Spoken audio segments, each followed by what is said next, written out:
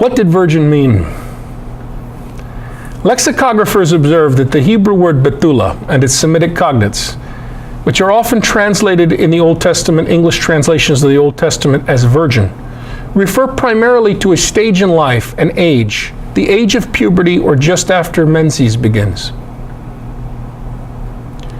In other words, the focus is on a young girl of marriageable and childbearing age. Not in this culture, but in many parts of the world. Initially, the word never contained a reference to physical integrity or virginity as generally understood in the modern Western world.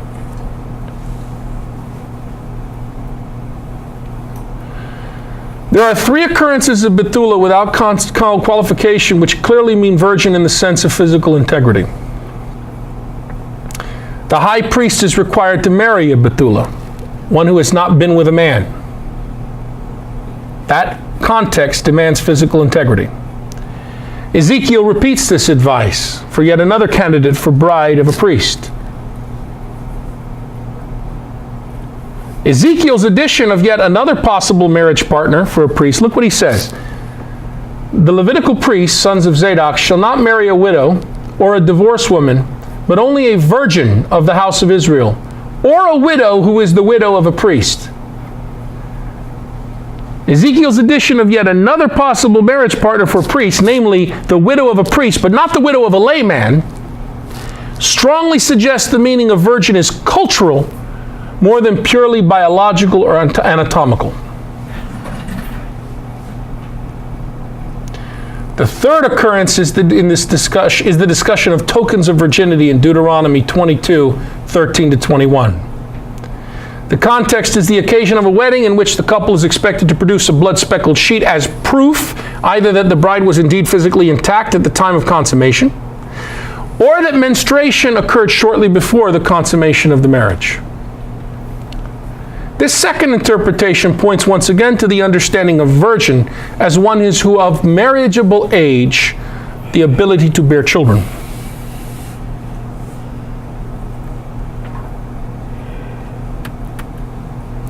The issue in this case is economic rather than sexual.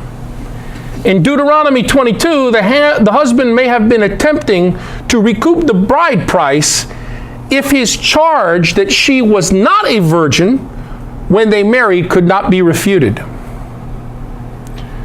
Or he may have been trying to make certain that he could retain her irrevocably if the charge was refuted. Thus, even where physical integrity seems to be clear, other meanings are not far removed. Betula means young. There is one instance where the word betula standing alone definitely does not mean virgin in the sense of physical integrity. Joel 1:8. Lament like a virgin, kit betula, girded with sackcloth for the bridegroom of her youth. The entire community is exhorted to lament and turn again to the Lord. Once again, the reference is to a woman being young. Other meanings. The Greek word parthenos that often translates betula has a similarly wide array of meanings. We're almost done. Essentially, the word describes a maid, maiden, virgin, or girl. Parthenos is the name of the constellation we translate as Virgo. Doesn't mean a woman who hasn't had sexual relations.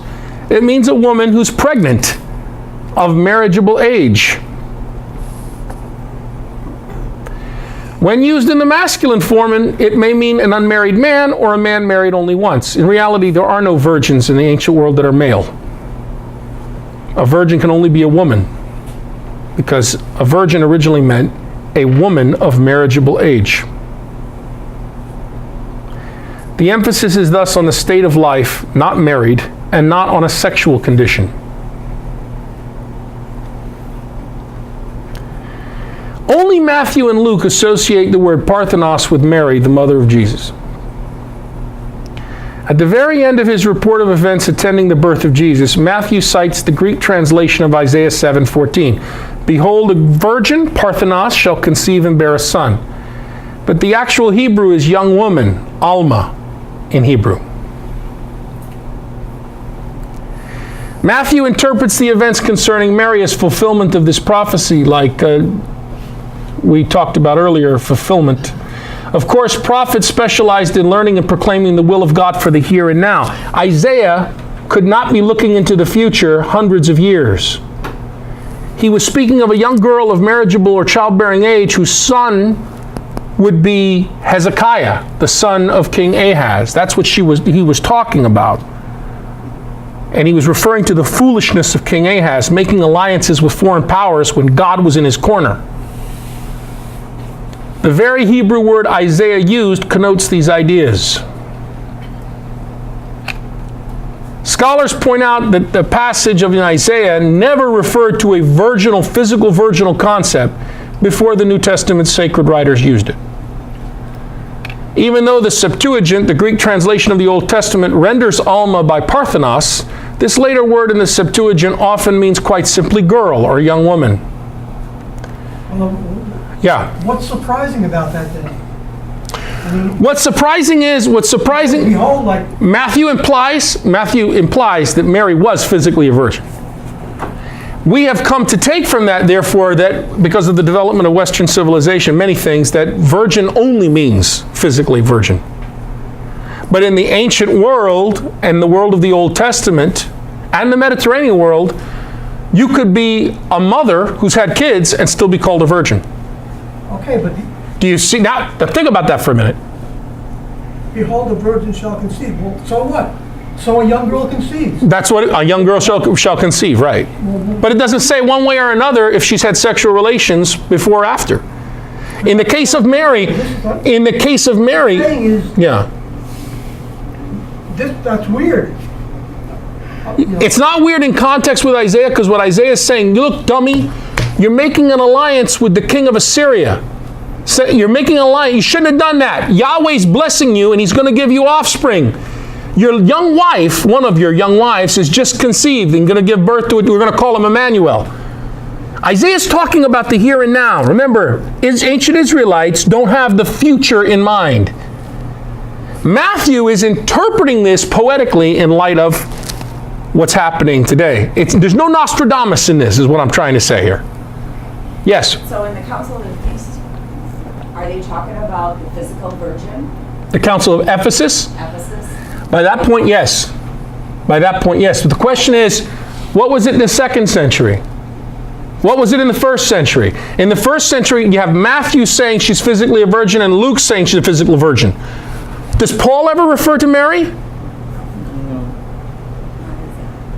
How about Mark? By the way, I'm not doing this to thwart, you heard me, I'm committed to the church's teaching.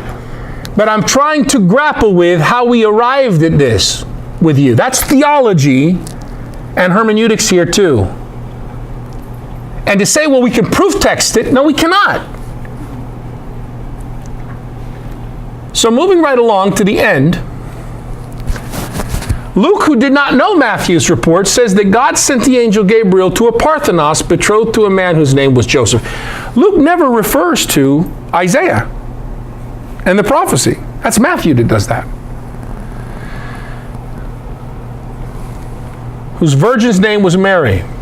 Taken by itself, the statement and the word virgin mean that she is not yet married but betrothed. By itself, it makes no reference to physical integrity. We can imply that, however. The fuller context provides an equivalent to this statement which appears with Betula in the Old Testament. How shall this be since I have no husband? I've never known a man. Now we imply physical virginity. Okay, the marriage between Joseph and herself has been arranged. They are married, but it's very likely going to soon take place. It hasn't yet he hasn't taken her to his house.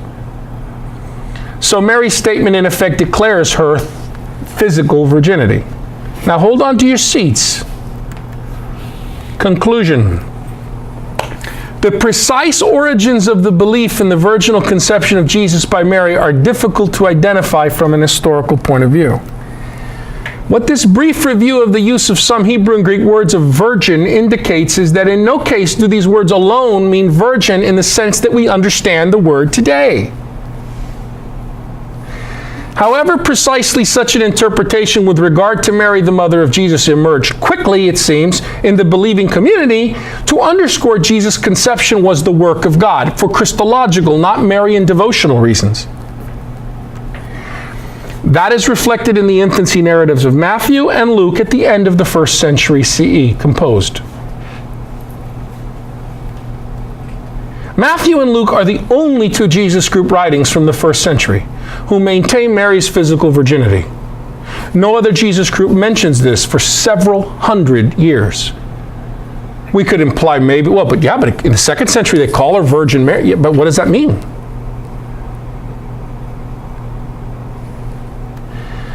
Early baptismal symbols and creeds do call Mary virgin. Does this mean virgin in the biological sense?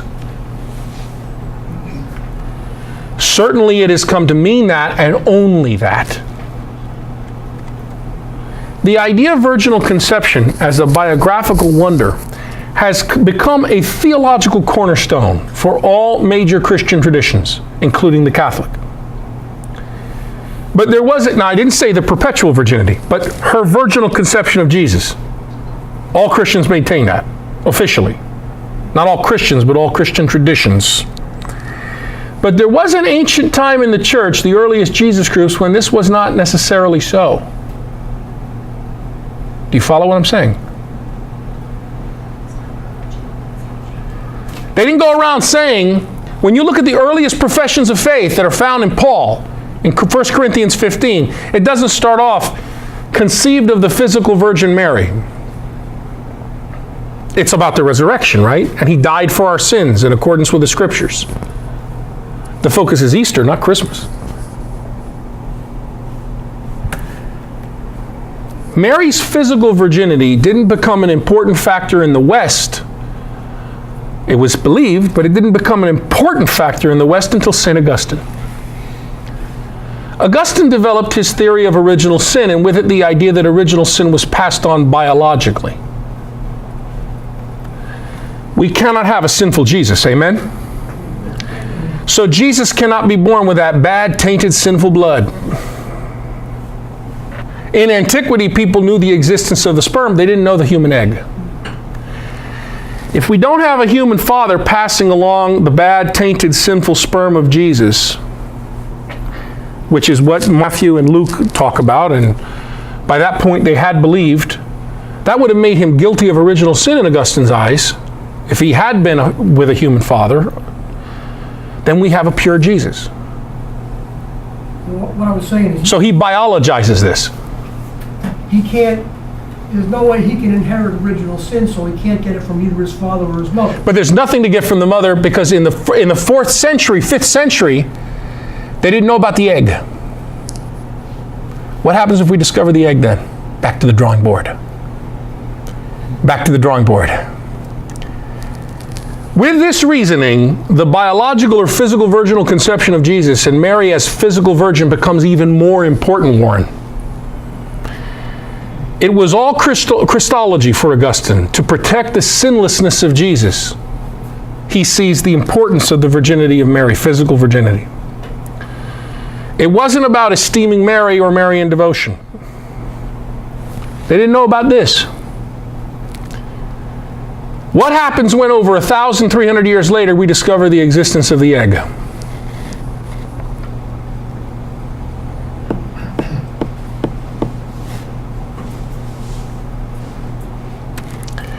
Don't we have to go back to the drawing board as far as original sin and its transmission are concerned?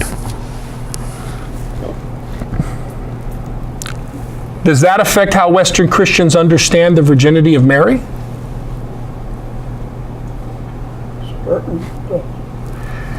The question becomes, at least for Western Christians living today, if Augustine biologized original sin, giving super importance to the physical virginity of Mary, how was the virginity of Mary viewed in the West before Augustine?